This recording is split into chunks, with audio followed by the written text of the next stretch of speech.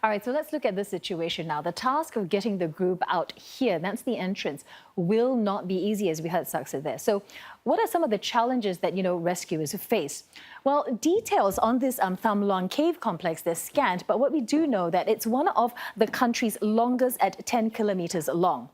The 12 boys and their coach, they entered the cave on the 23rd of June. It was dry at the time, making it relatively straightforward trek in. And soon after they entered, heavy rains started to fall, flooding the cave complex, blocking off the entrance and leaving the boys trapped inside. Rescue efforts began shortly afterwards when they were reported missing. The search and rescue teams, aided by cave diving experts, have been working round the clock, and they want to try and get the water level low enough so the group could possibly walk out. Over 128 million litres of water have already been pumped out, but the floodwaters, they're not receding fast enough.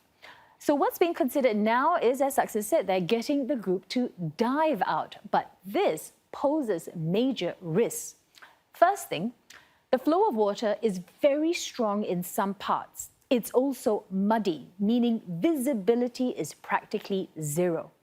The confined space, that's also an issue because, some areas, it's so narrow that divers themselves, they had to take their tanks off to squeeze through. Most of these young boys don't know how to swim, let alone dive.